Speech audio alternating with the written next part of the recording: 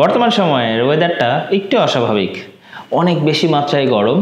So এই গরমের মধ্যে বাইকাররা তো আর বাইক বন্ধ করে বাসায় বসে থাকতে পারবে না, দৈনন্দিন কাজে তাদেরকে বাইরে বের হতেই হবে। সো এই ওয়েদারের সাথে আমরা কিভাবে মানিয়ে চলতে পারি এবং সুস্থ থাকতে পারি, এই বিষয়গুলো নিয়ে আপনাদের সাথে আজকে কথা বলবো। আপনি দেখছেন কিউরিয়াস বাইকার।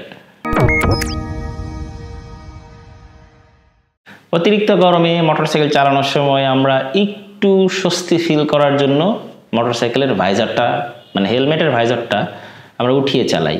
এটা করা যাবে না, কারণ সূর্যের আলো থেকে অতি বেগুনি রশ্মি আমাদের চেহারার মধ্যে ক্ষতি করতে পারে, সেই সাথে আপনার মুখ জ্বালাপোড়া করতে পারে। সো মোটরসাইকেল চালানোর সময় ভাইজারটাকে নামিয়ে রাখতে হবে।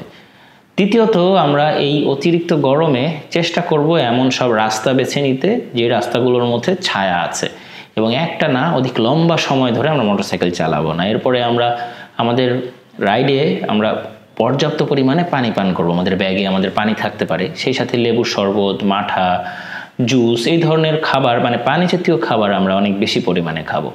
গরমে যেহেতু সানবার্ন হওয়ার সম্ভাবনা থাকে, সো এই ক্ষেত্রে আমাদেরকে ঢিলে ঢালা পোশাক পরতে হবে এবং সেই সাথে সেটা ফুল হাতা ড্রেস হতে হবে। এখন আপনি ভাবতে পারেন ফুল হাতা পরলে তো আমার অনেক বেশি গরম লাগবে।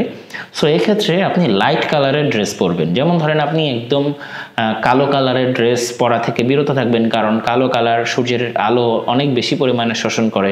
এক্ষেত্রে আপনি সাদা, অফ হোয়াইট, লাইট কালারের যেই ধরনের ড্রেসগুলো রয়েছে সেগুলো আপনি বেশি পরিমাণে পরিধান করবেন। সেই সাথে গরমের মধ্যে একটানা লম্বা সময় ধরে চালানো থেকে বিরত থাকতে হবে। বিরতি দিয়ে দিয়ে আপনাকে মোটরসাইকেলটা চালাতে হবে। শহরে জ্যামের মধ্যে বসে যদি আপনাকে থাকতে হয় লম্বা সময়, সো এক্ষেত্রে আপনি ভাইজারটা খুলে রাখতে পারেন অথবা হেলমেটটা খুলে রাখতে পারেন। পরবর্তীতে রাইড যখন আবার শুরু করছেন তখন আপনি হেলমেটটা পরিধান করে নিতে পারেন। অতিরিক্ত গরমের কারণে ভারী যানবাহন যখন রাস্তায় চলে তখন অনেক সময় রাস্তা কিন্তু একটু উঁচু নিচু হয়ে যায়। সো এই জায়গাগুলোকেও আপনাকে একটু খেয়াল রেখে চালাতে হবে। সেই সাথে এই গরমে মোটরসাইকেল পার্ক করার সময় সরাসরি সূর্যের আলো পড়ছে এরকম কোনো জায়গায় আপনি মোটরসাইকেলটা পার্ক করা থেকে বিরত থাকতে হবে। ছায়া আছে এরকম কোনো জায়গা আপনি মোটরসাইকেল পার্ক করার জন্য বেছে নেবেন।